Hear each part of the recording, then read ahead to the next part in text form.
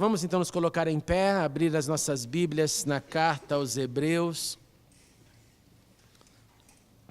capítulo 4. Nós vamos ler do verso 13 ao verso 16. Diz assim o texto: Nada em toda a criação está oculto aos olhos de Deus. Tudo está descoberto e exposto diante dos olhos daquele a quem havemos de prestar contas. Portanto, visto que temos um grande sumo sacerdote que adentrou os céus, Jesus, o Filho de Deus, apeguemo-nos com toda a firmeza à fé que professamos. Pois não temos um sumo sacerdote que não possa compadecer-se das nossas fraquezas, mas sim alguém que, como nós, passou por todo tipo de tentação, porém sem pecado. Assim sendo, aproximemo-nos do trono da graça com toda a confiança, a fim de recebermos misericórdia e encontrarmos graça que nos ajude no momento da necessidade. Continue conosco, Senhor, com esta Tua graça maravilhosa. Continue com as nossas crianças, Senhor, com os nossos pequeninos, com estes que agora recebem boas novas no seu coração. Continue com seus professores que têm dado o seu tempo para a instrução dos nossos pequeninos. Continue com a sua igreja, tanto aqui em Perdizes como a igreja espalhada pela terra.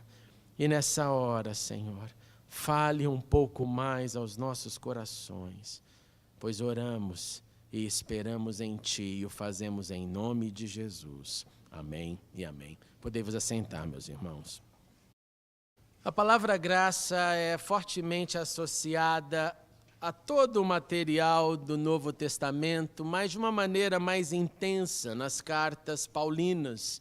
E isso acontece porque o apóstolo Paulo foi quem mais usou, quem mais definiu este termo que usamos tanto até os dias de hoje, que é uma das solas que estamos estudando, sola gratia, ou somente a graça. Entretanto, esta palavra também foi apresentada na Bíblia hebraica, também foi apresentada no Antigo Testamento, desde o livro de Gênesis, quando logo lá no início o Senhor, percebendo a perversidade que havia aumentado na terra, toda a inclinação dos pensamentos do coração do homem e que desde o início apontavam somente para o mal, disse o Senhor como uma resolução: olha, eu vou fazer desaparecer da face da terra o homem que criei, os homens, os animais pequenos, as aves do céu, mas nesta decisão, a Bíblia nos informa uma exceção, e a exceção é que um homem achou algo, e esse homem achou graça. Esse homem chamado Noé, ele foi encontrado pela graça aos olhos do Senhor. E assim começa então a introdução dessa palavra, que naquele momento de punição, naquele momento onde juízo de Deus viria sobre a terra, um homem tendo sido encontrado pela graça, pela benevolência de Deus, recebe uma promessa de salvação. Salvação de que nem ele, nem sua família seriam ali eliminados com o dilúvio. E assim começa então a introdução dessa palavra, que naquele momento de punição, naquele momento onde juízo de Deus viria sobre a terra, um homem tendo sido encontrado pela graça, pela benevolência de Deus, recebe uma promessa de salvação. Salvação de que nem ele, nem sua família seriam ali eliminados com o dilúvio.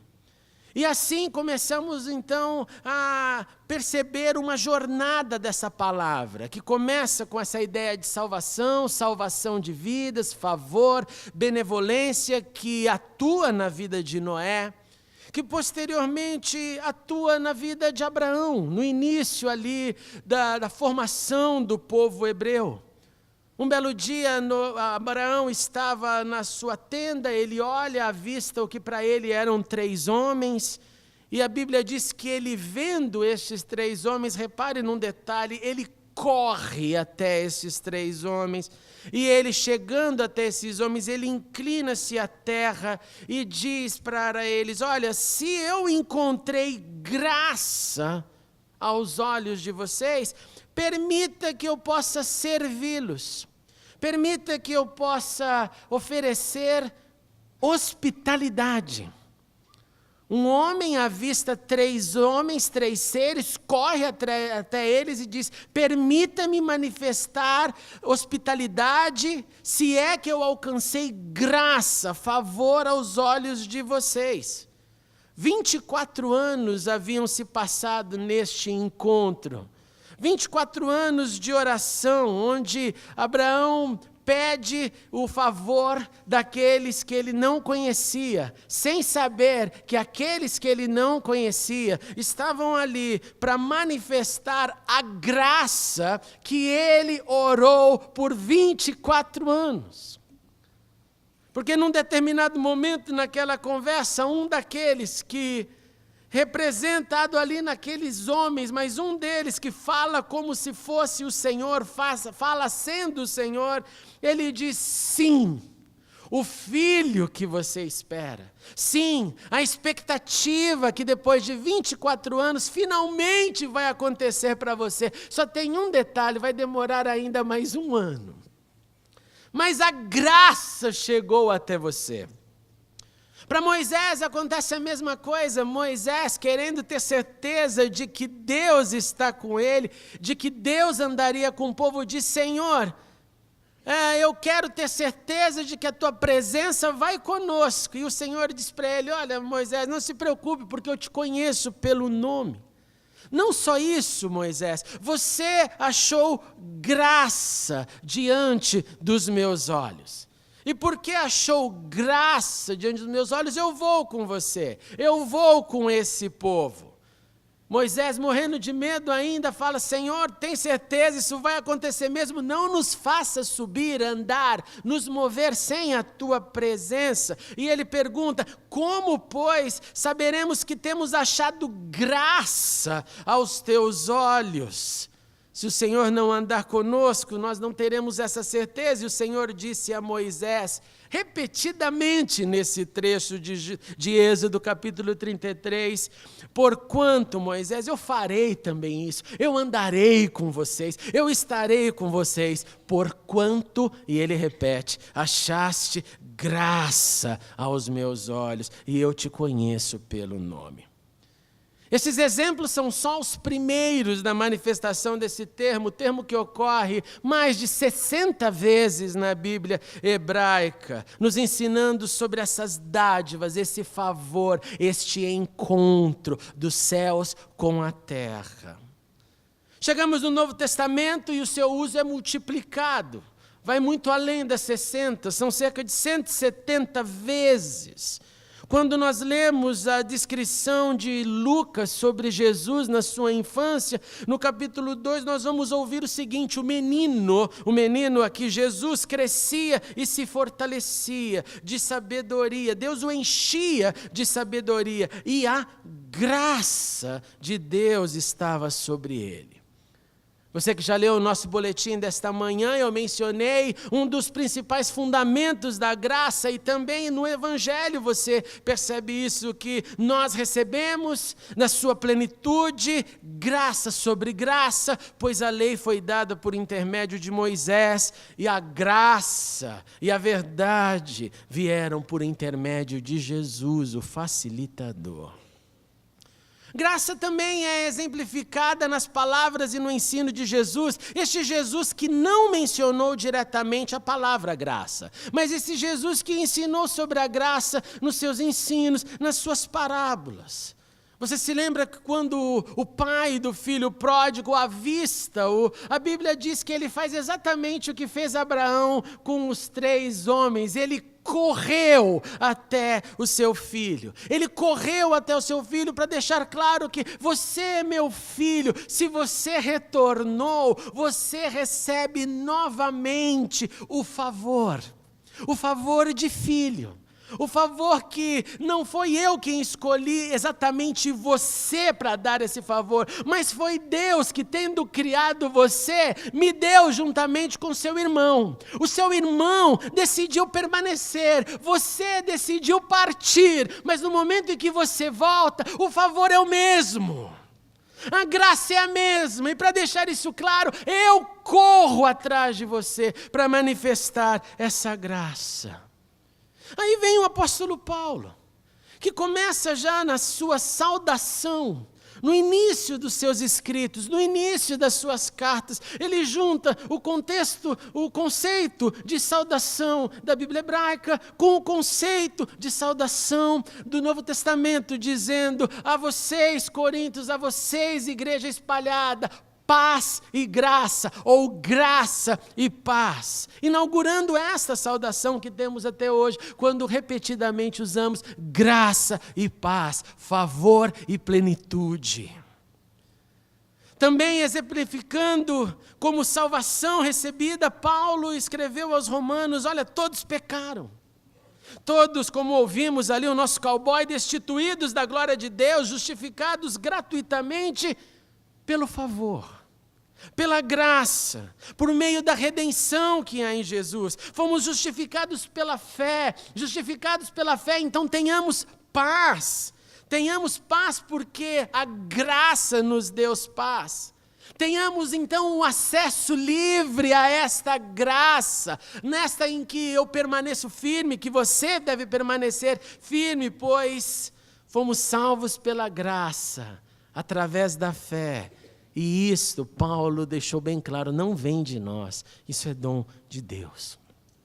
Quando Lutero, então, analisando todo esse material, quando Lutero, vendo então estes termos do antigo ao novo, quando Lutero vai então perceber a profundidade dessa palavra, principalmente ali estudando o material paulino, especificamente Romanos, Lutero escreve isso em seu comentário. A fé é a viva, inabalável confiança na graça de Deus.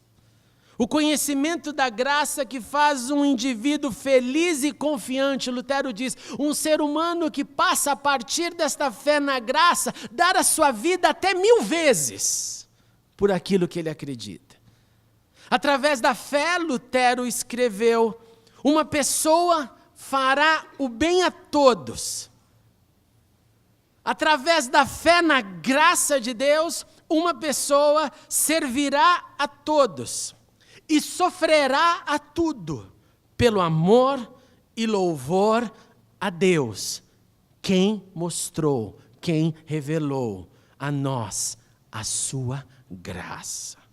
Lutero então identificava e unia fé e graça. Fé e graça numa parceria. A fé, o meio, a graça, a finalidade, o final, aonde eu chego, aonde eu recebo. Fé no favor, fé na dádiva, fé no que nos sustenta hoje, pois a graça é para hoje, assim como a graça é para o amanhã.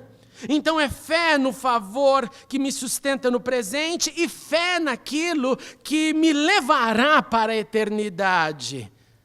Para quando eu chegar lá eu perceber uma vez mais que foi somente pela graça, pela superabundante graça, pela preciosa e doce graça, somente por ela a graça. No trecho que lemos, o escritor de Hebreus então dá sequência nisso tudo. E ele transmite a responsabilidade da caminhada com Deus, Pois mesmo com a presença da graça, preste atenção nisso, mesmo com a manifestação da graça, existe uma responsabilidade que é humana. E aqui está um grande equívoco. O equívoco que o pessoal lá de Roma, os que receberam a Cristo em Roma, chegaram a teorizar, que é, olha, eu já entendi a graça já me alcançou, Deus já me alcançou, eu acredito no favor dele, eu aceitei o meu estado de pecado, eu confessei a Jesus, eu fui batizado inclusive. E, portanto, tendo cumprido essas etapas, e porque tudo é graça, eu estou agora isento das minhas responsabilidades. Então, eu volto, ou eu dou continuidade à minha vida, onde eu dirijo os meus passos e não tenho responsabilidade nenhuma. Então, eu peço, mesmo não pedindo, que a graça aumente. Eu peço mesmo sem pedir, que o Senhor que já deu graça para salvar, dê-me mais graça para eu continuar pecando cada vez mais. Porque já que a graça me alcançou, eu sou livre, inclusive, para continuar pecando e assinando embaixo. Peco mesmo e daí? E Paulo trata isso em Romanos, dizendo, vocês estão pedindo que a graça aumente, vocês não se lembram que vocês foram mortos com Cristo, ressuscitados no batismo. Lembre da imagem, desceu e voltou. Então não peça mais, porque não é mais que vai encobrir ou te isentar da responsabilidade. Que responsabilidade? Aquela que o pregador começa lá em Eclesiastes a dizer, viva diante de todas as vaidades, viva diante daquilo que é perene e daquilo que é vapor. Mas lembre-se, de tudo você vai ter que prestar contas. E Paulo faz a mesma coisa com as suas palavras, Tiago faz a mesma coisa com as suas palavras, o escritor de Hebreus faz as mesmas coisas com as suas palavras. Nada está oculto a Deus. Tudo está exposto e eu vou ter que prestar contas. Perceba, o mesmo que fala da graça, fala de prestar contas. Ele nos encoraja a ter a firmeza na fé que possuímos. Perceba, é o mesmo encorajamento que Lutero preveu e disse, apeguemo-nos com toda a firmeza à fé que processamos. Pois o contrário disso é um relaxo. O contrário disso é transferir para Deus o que Deus me deu como dádiva. O que Deus me deu para que eu pudesse tocar outras pessoas. E no término do texto, o escritor dos Hebreus nos direciona a fazer algo que ele também quer fazer. Porque ele diz que todos nós nos aproximemo-nos do trono da graça, com toda a confiança, a fim, tem um porquê, de recebermos misericórdia e encontrarmos graça que nos ajude no momento da necessidade. E é quando a necessidade cresce, que então nós lembramos que a nossa corrida, que o nosso bom combate, que a nossa caminhada não terminou no momento em que eu me rendi a esta graça. Eu tenho a impressão que é o contrário que acontece. Quando eu me rendi a essa graça, eu ganhei o significado da minha vida.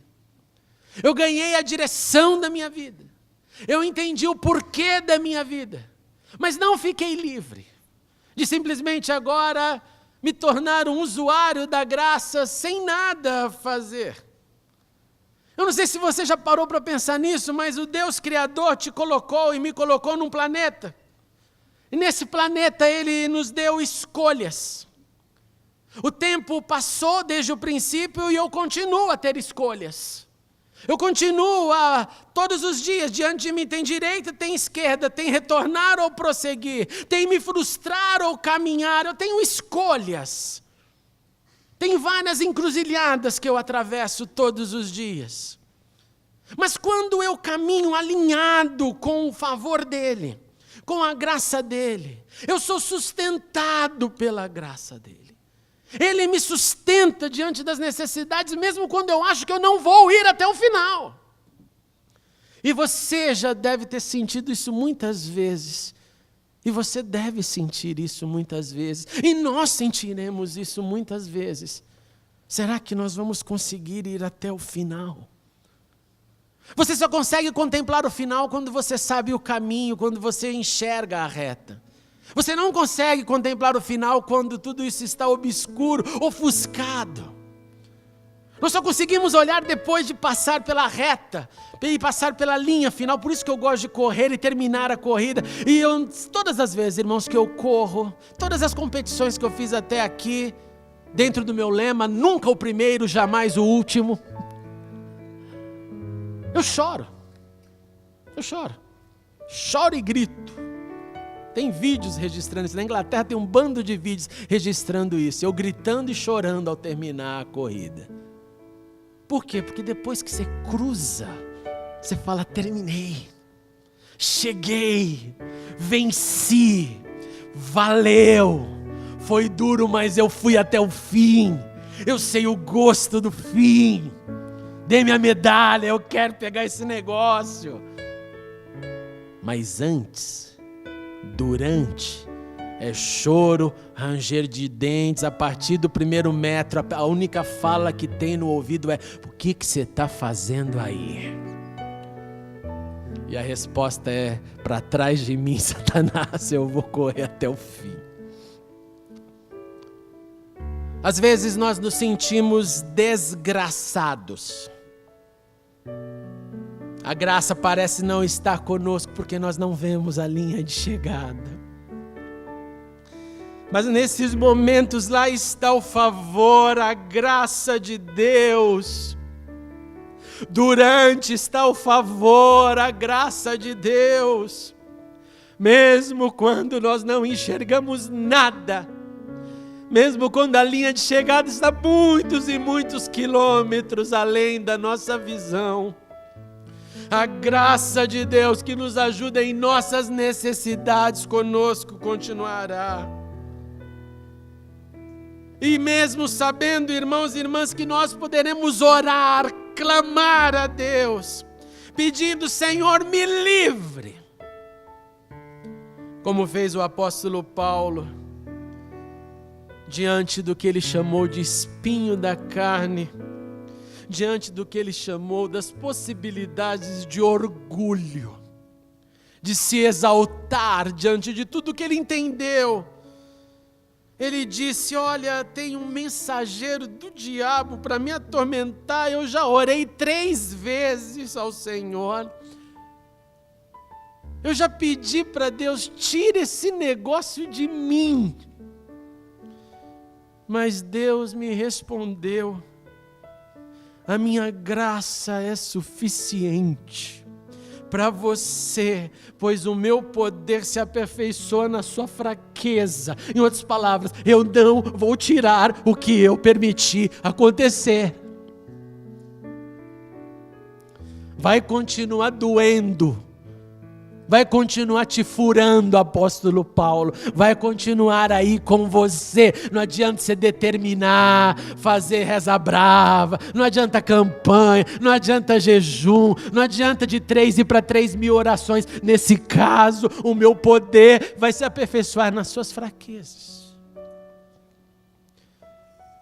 E ele conclui: portanto, eu me gloriarei na minha fraqueza, para que o poder de Cristo, o seu favor, continue repousando em mim. Por isso, por amor de Cristo, Paulo diz: eu me alegro na minha fraqueza, nos insultos. Oh, irmãos, como eu estou longe disso. Como eu estou longe disso. Nas necessidades, nas perseguições, nas angústias. Pois quando eu sou fraco, é que sou forte. Quando eu sou fraco, é que eu entendo que a graça deve me bastar. Para mim e para você. Vamos colocar em pé.